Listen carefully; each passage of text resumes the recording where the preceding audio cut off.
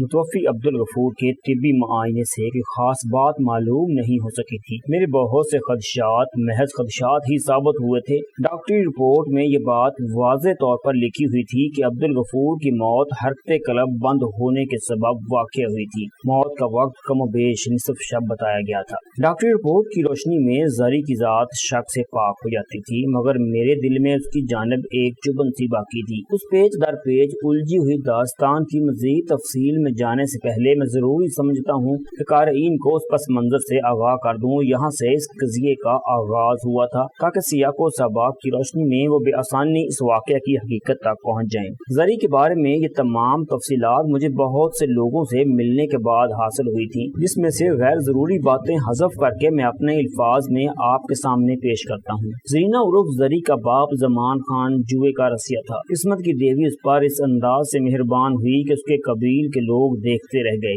لوگ اس کے ساتھ جوا کھیلنے سے کترانے لگے۔ وہ اس کی جیت سے خائف رہتے تھے۔ ہر کمال راز والے جوا کسی کا نہ ہوا۔ زمان خان کی قسمت بھی اس سے روٹھ گئی۔ وہ دھڑا دھڑ ہارنے لگا۔ وہ جیسے جیسے ہار رہا تھا وہ ویسے ویسے بڑی بڑی بازیاں لگانے لگا۔ جو کچھ پلے تھا سب گیا۔ وہ کوڑی کوڑی کا محتاج ہو گیا۔ جواری میں ایک خاص بات ہوتی ہے اور دنیا کے ہر جواری میں یہ قدر مشترک ہے۔ جواری کی امید کبھی نہیں مرتی۔ ہر بازی ہارنے کے بعد اسے یقین ہوتا ہے کہ اگلی بازی وہ جیت جائے گا۔ زمان خان کی جیب خالی ہوئی تو اس کی نظریں مکان پر آ لگی۔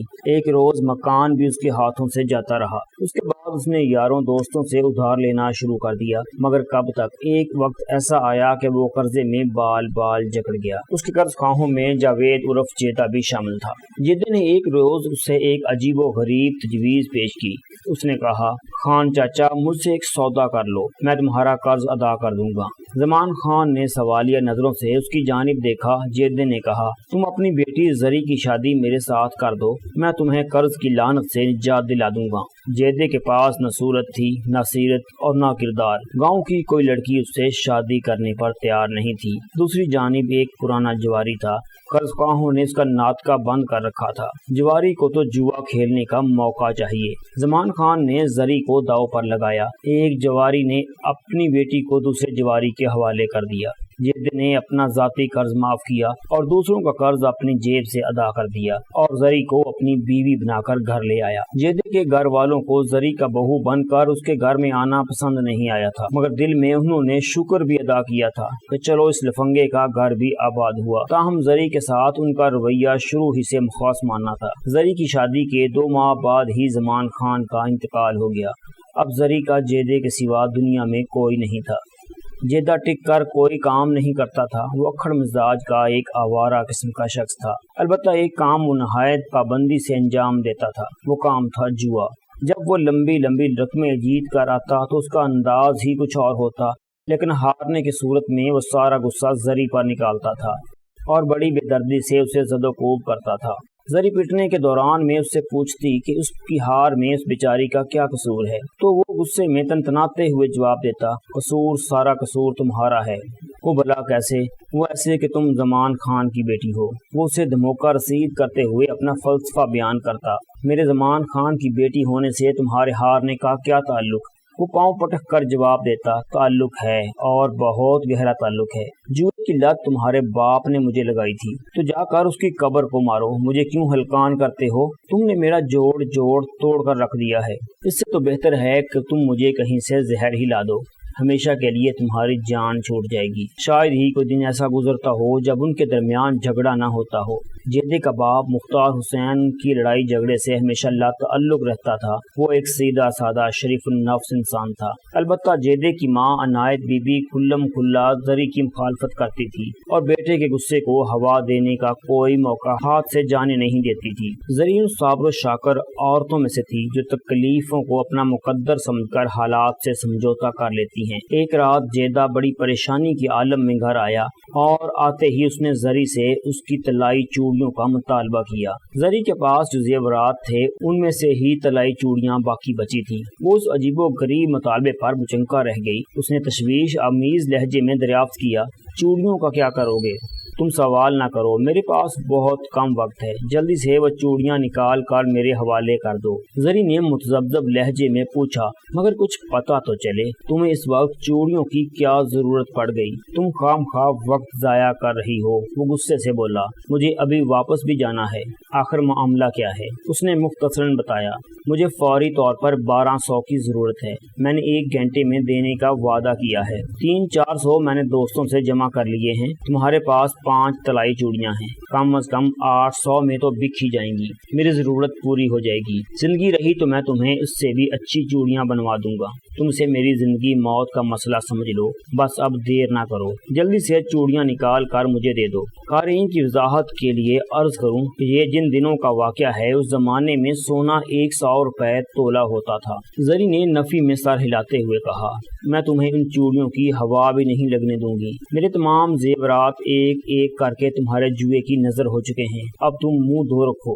جیدے نے منت سماجت سے کام لینے کی کوشش کی، بس یہ آخری فرمائش ہے، بلکہ فرمائش نہیں، اسے میری درخواست سمجھو، اگر تم نے میری بات نہیں مانی تو میں لٹ جاؤں گا، تباہ و برباد ہو جاؤں گا۔ تم تصور نہیں کر سکتی ہو کہ میں اس وقت کس مصیبت میں مبتلا ہوں، اگر میں نے 1 گھنٹے کے اندر رقم کی ادائیگی نہ کی تو بس سمجھ لو کہ قیامت ہی آ جائے گی، مگر اس وقت کون صراف تم سے چوڑیاں خریدے گا؟ تم اس کی فکر مت کرو، وہ جلدی سے بولا، میں نے ایک آدمی سے بات کر لی ہے، وہ مجھے چوڑیاں گروی رکھ کر رقم دے دے گا، بعد میں اس کی رقم واپس کر کے میں تمہیں چوڑیاں لوٹا دوں گا۔ جیدے نے آخری بات محض زری کی دلجوئی کے لیے کی تھی، حالانکہ وہ جانتا تھا کہ ایسا ممکن نہیں تھا۔ زری نے سوال کیا، بعد میں تمہارے پاس پیسے کہاں سے آئیں گے؟ تم خام خواہ بحث کر رہی ہو۔ جیدے کو غصہ آنے لگا، میرے لیے ایک ایک لمحہ قیمتی ہے، اگر تم نے سیدھی طرح میری بات نہ مانی تو مجھے مجبوراً زبردستی سے کام لینا پڑے گا۔ اس دوران میں ان کے لڑنے جھگڑنے کی آواز سن کر مختار حسین اور عنایت بی بی بھی وہاں پہنچ چکے تھے،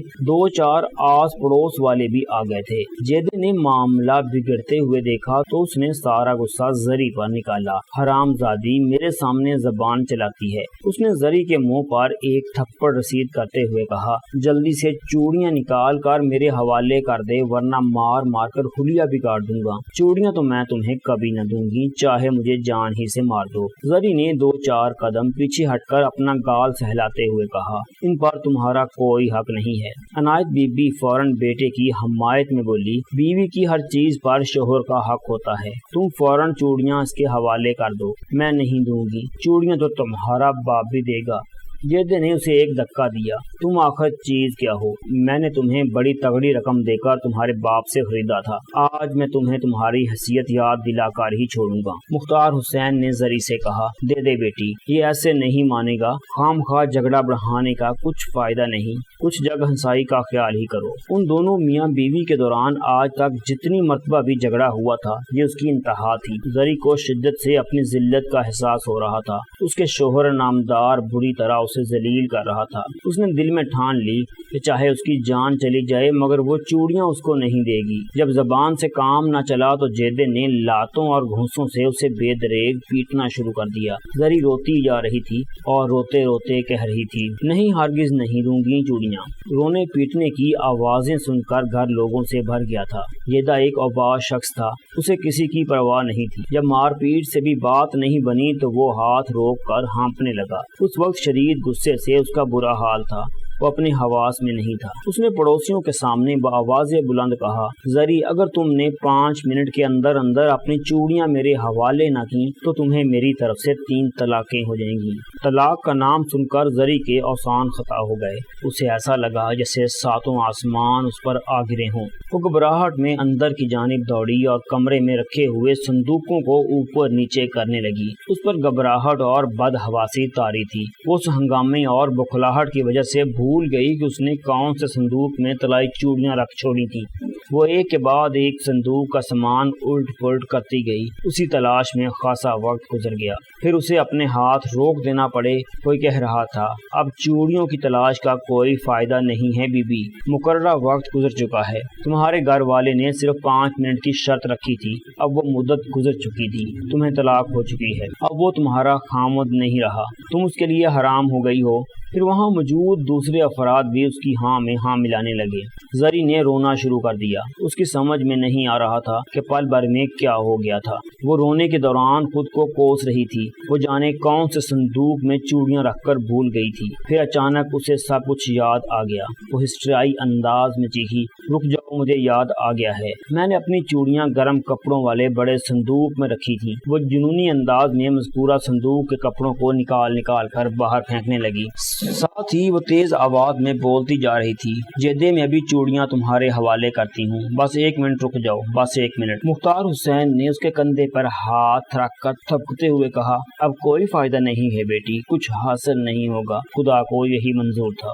زری نے اپنے سسر کی بات انسنی کرتے ہوئے صندوق سے زیورات والی پوٹلی برآمد کر لی، پھر جیدے کی جانب بڑھاتے ہوئے بولی، لو، سب لے لو، مجھے کچھ نہیں چاہیے، ان میں پوری 5 چوڑیاں ہیں، پورے 10 تولے سونا ہے، میری طرف سے اسے یہاں دل چاہے پھینک دو، مگر مجھے طلاق نہ دو۔ جیدے نے غصے کے عالم میں اس کے ہاتھ سے چوڑیوں والی پوٹلی چپٹ لی، پھر گھراتے ہوئے بولا، اب اس احزاری سے کیا حاصل، پہلے ہی سوچ سمجھ لینا تھا، لوگوں کو تماشا دکھا لیا، اب تو خوش ہو، تم یہاں بیٹھی آنسو بہاتی رہو، میں تو چلا۔ اتنا کہہ کر وہ لپک کر گھر سے نکل گیا۔ ایک عمر رسیدہ پڑوسی نے مختار حسین سے کہا، اب کیا ہوگا، تیر تو کمان سے نکل چکا ہے، آپ لوگ اتنی جلدی نہ کریں۔ ایک دوسرا پڑوسی بولا، ہمیں گاؤں کے مولوی صاحب سے مشورہ کرنا چاہیے۔ عنایت بی بی تڑ سے بولی، مولوی صاحب کیا مشورہ دیں گے، سب کچھ واضح ہے، میرا بیٹا مرد ہے، وہ ہمیشہ مردوں والی بات کرتا ہے، وہ اپنی بات سے پھرنے والا نہیں ہے، اس نے زری کو طلاق دے دی ہے،